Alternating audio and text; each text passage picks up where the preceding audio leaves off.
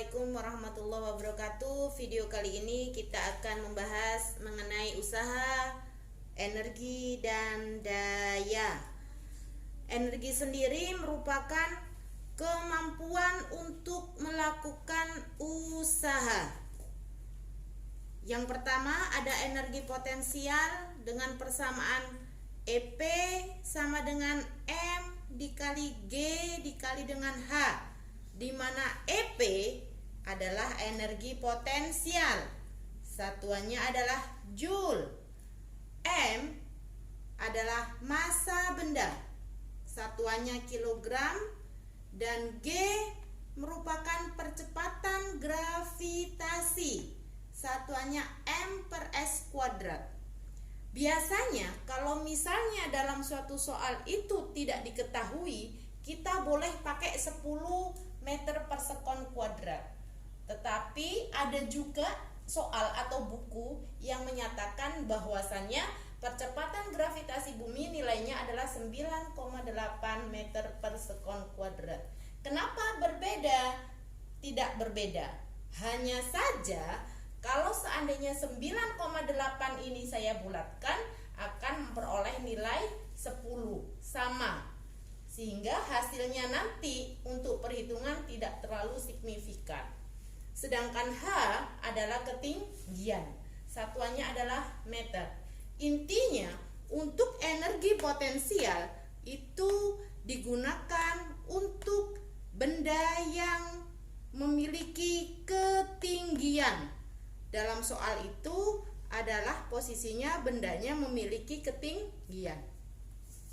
Yang kedua yaitu energi potensial elastis, terjadi pada pegas atau biasa dikenal dengan istilah pir. Ya, persamaannya yaitu EP sama dengan setengah K dikali dengan delta X. EP sama dengan setengah K dikali dengan delta X, di mana EP adalah energi potensial, satuannya adalah Joule. K adalah konstanta pegas, satuannya Newton per meter, dan delta X adalah pertambahan panjang dari pegas tersebut. Nanti saya akan jelaskan pada contoh soal. Sekarang yang kedua yaitu energi kinetik, di mana energi kinetik itu dimiliki oleh benda yang bergerak. Benda yang bergerak memiliki apa? Benda bergerak memiliki kecepatan, sehingga EK sama dengan setengah mv², di mana EK adalah energi kinetik, satuannya adalah Joule. M adalah massa benda, satuannya kilogram, dan V adalah kecepatan benda, satuannya meter per sekon. Di mana hukum kekekalan energi sendiri berbunyi energi tidak dapat diciptakan ataupun dimusnahkan, tetapi energi dapat berubah bentuk.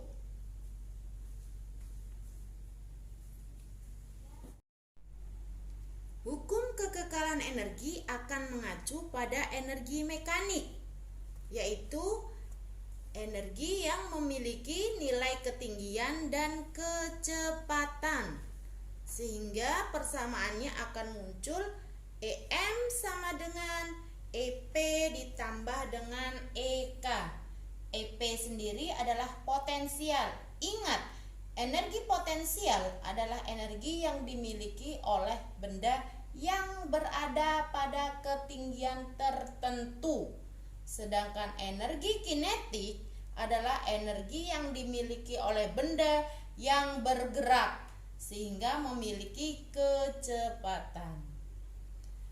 Kalau kita ilustrasikan, saya punya pohon mangga. Saya punya pohon kelapa.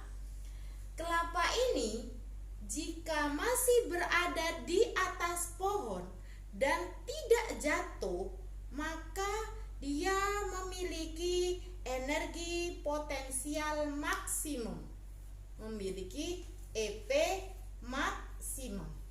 karena posisinya masih di atas pohon, kedudukannya tertinggi, dan energi kinetiknya sama dengan 0. Energi kinetiknya sama dengan 0 karena si kelapa tidak bergerak. Kalau tidak bergerak, maka tidak memiliki kecepatan. Namun, ketika kelapa ini jatuh, maka energi potensial yang dimiliki kelapa yang berada di tanah adalah 0. Energi potensial kelapa yang ada di tanah adalah 0. Kenapa 0? Karena ketinggiannya sama dengan 0. Hanya sama dengan 0. Berapapun nilainya, jika dikalikan 0 adalah hasilnya 0.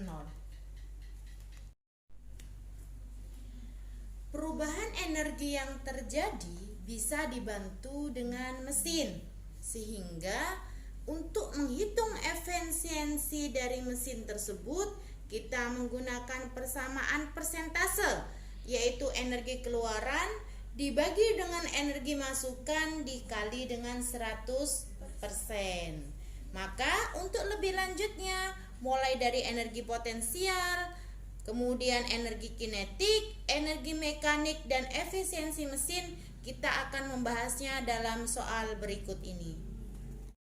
Catatan yang harus diperhatikan yaitu hukum kekekalan energi, yaitu energi mekanik pada kondisi pertama akan sama dengan energi mekanik pada kondisi kedua.